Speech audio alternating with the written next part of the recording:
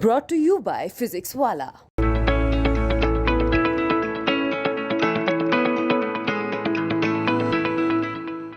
जो ज्ञानवापी मस्जिद का मामला है, जानबूझ करके भारतीय जनता पार्टी या भारतीय जनता पार्टी के विचारधारा के समर्थक लोग हैं, उनको कम से कम सुप्रीम कोर्ट के या पुराने जो फैसले हैं उन पे जाकर के देखना चाहिए। बिना सरकार के इशारे के ये सवाल नहीं उठाया जा सकता था। ये जानबूझ करके भारतीय जनता पार्टी कर रही है, क्योंकि अगर हम देश के पैमाने पर देखें तो हम हर चीज़ में पिछड़ रहे हैं। भूखमरी में हम कहाँ पहुँच गए दुनिया में, भ्रष्टाचार में दुनिया में हम कहाँ हैं, प्रेस की आज़ादी में हम दुनिया में कहाँ हैं। हमारे विदेश अनाज क्यों जाए? क्या सरकार को नहीं पता था कि हमारे देश में खाद्यान्न की कमी होगी? सुनने में आ रहा है उत्तर प्रदेश में अब गेहूं मिलना बंद हो जाएगा, केवल चावल दिया जाएगा। तो आखिरकार आटे की कीमत क्या होगी? समाजवादी पार्टी मुसलमान भाइयों के साथ है, उनके ऊपर अन्याय होगा। समाजवादी पार्टी खड़ी है उनके साथ और लगातार खड़ी है। नमस्कार, मैं हूं राजीव कुमार और हमसे बात करने के लिए समाजवादी पार्टी के राष्ट्रीय अध्यक्ष व नेता विरोधी दल अखिलेश यादव जी हैं। स्वागत है यूपी तक में सर। सबसे पहले तो आजमगढ़ का दौरा आपका है, उस पर आप बताएं पहले। आजमगढ़ से चुना गया और आजमगढ़ से पुराना रिश्ता है। लगातार आजमगढ़ में हम लोग आते रहे और इसी तरह आते रहेंगे। अच्छा अखिलेश जी, खासतौर पे अब ये समय ज्ञानवापी को लेके जो चल रहा है, जिस तरीके की प्रतिक्रियाएं आ रही हैं, वो वैसे आरोप लगा रहे हैं कि समाजवादी पार्टी जो है उस पर कुछ नहीं बोल रही है। मुसलमानों का वोट लेने के लिए उनका पार्टी खड़ा किया और ख़ासतौर पे जो कानून बनाए, नियम बनाए कांग्रेस, उस पर भी उन्होंने वार किया है। एनीवे इन सुनाओ, जो ज्ञानवापी मस्जिद का मामला है, जानबूझ करके भारतीय जनता पार्टी या भारतीय जनता पार्टी के विचारधारा के समर्थक लोग हैं, उनको कम से कम सुप्रीम कोर्ट के या पुराने जो फैसले हैं उन पे जाकर के देखना चाहिए। कोई भी आप मसला इस तरह का नहीं उठा सकते हैं, लेकिन उसके बावजूद भी बिना सरकार के इशारे के ये सवाल नहीं उठाया जा सकता था। ये जानबूझ करके भारतीय जनता पार्टी कर रही है, क्योंकि अगर हम देश के पैमाने पर देखें तो हम हर चीज़ में पिछड़ रहे हैं। भूखमरी में हम कहाँ पहुँच गए दुनिया में, भ्रष्टाचार में दुनिया में हम कहाँ हैं, प्रेस की आज़ादी में हम दुनिया में कहाँ हैं, महिलाओं के स्वास्थ्य को लेकर के, महिलाओं की शिक्षा को लेकर के हम कहाँ खड़े हैं, बच्चों के स्वास्थ्य को लेकर के हम दुनिया में कहाँ खड़े हैं। जब दुनिया में हम सब आंकड़ों में पीछे हैं, ये जो हो रहा है वो आज नहीं सुधारा जा सकता है। ये आने वाली पीढ़ी को इसका सामना करना पड़ेगा, जो परेशानी पैदा कर रही है भारतीय जनता पार्टी। इसलिए भारतीय जनता पार्टी को जवाब ना देना पड़े, इसलिए जानबूझ करके ऐसे मुद्दे उठा रही है।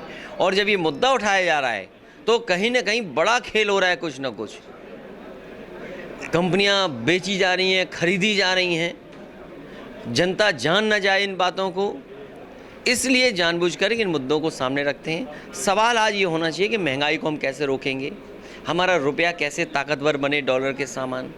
आज जब हम और आप बातचीत कर रहे हैं तो जो देश के पोर्ट हैं वहाँ पर हजारों हजार ट्रक खड़े हुए गेहूँ लेकर के।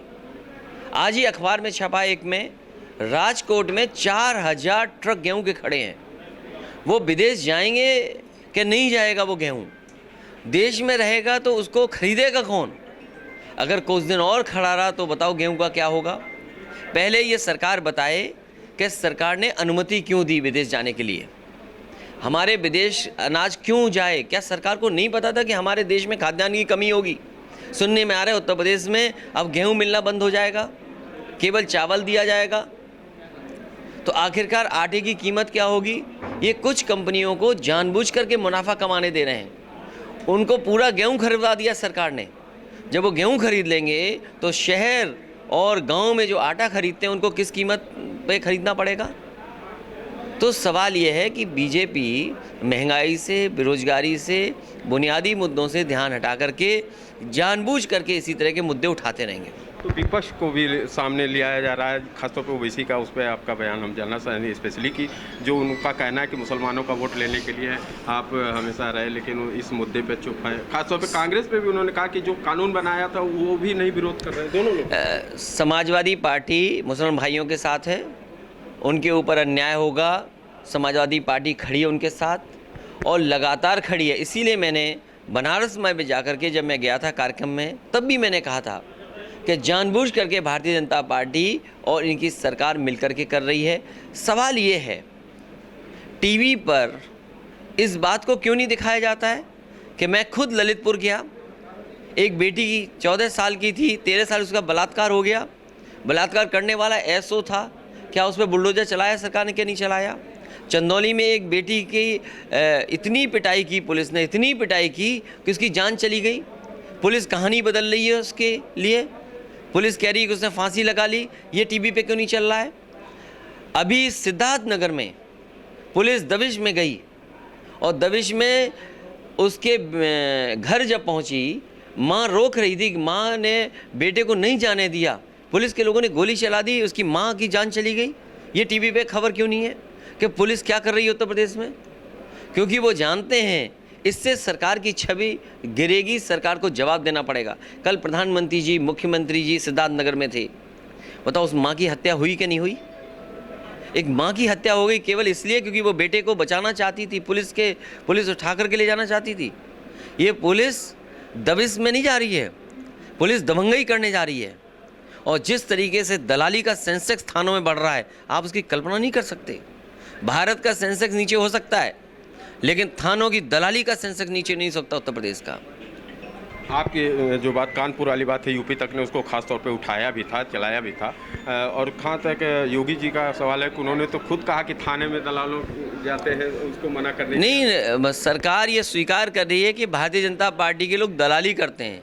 अगर मुख्यमंत्री जी को ये पता है कि भारतीय जनता पार्टी के लोग दलाली करते हैं तो उनके पे कार्रवाई क्या की है उन्होंने?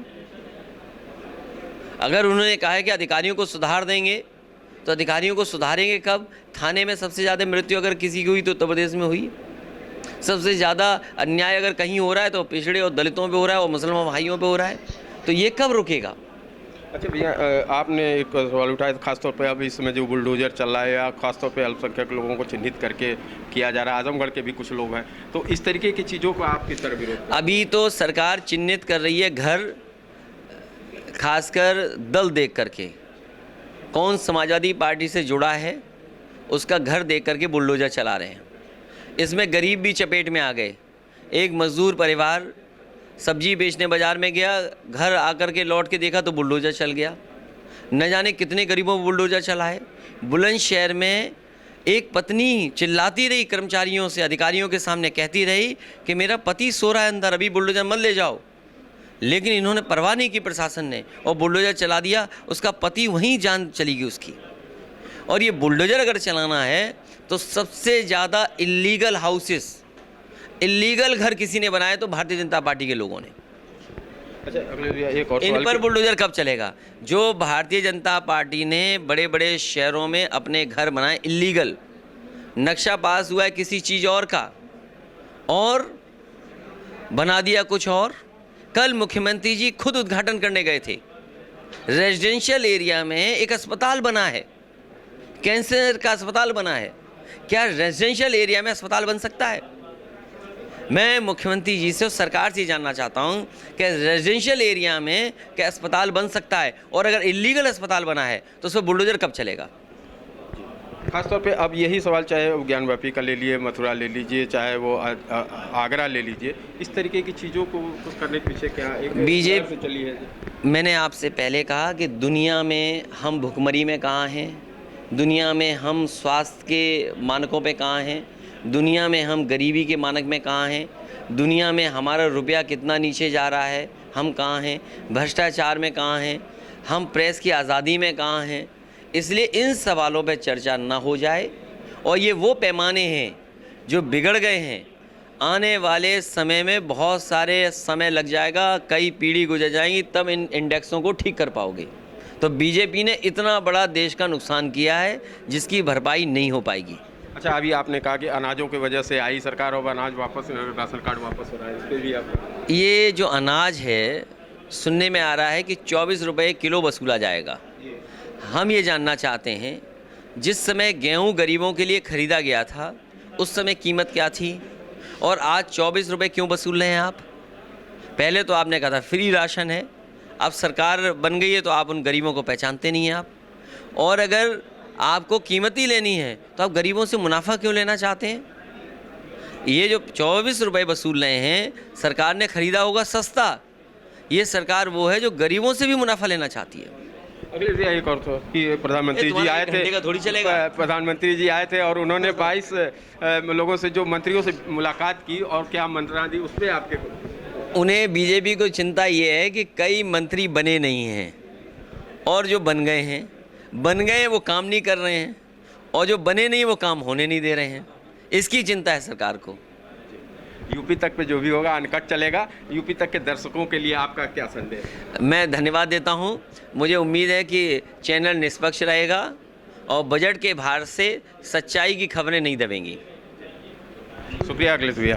तो ये थे अखिलेश यादव, समाजवादी पार्टी के राष्ट्रीय अध्यक्ष, और आजमगढ़ में आए थे। उन्होंने साफ तौर पे कहा है जो सरकार की पॉलिसी है, जो सरकार के नियम है, उसकी धज्जियां उड़ाई जा रही हैं, और ख़ास तौर पे एक वर्ग को भी जिस तरीके से टारगेट किया जा रहा है, बुलडोजर के नाम पे किया जा रहा है, उसका वो पुरजोर विरोध कर रहे हैं। राजीव कुमार, आजमगढ़, यूपी तक।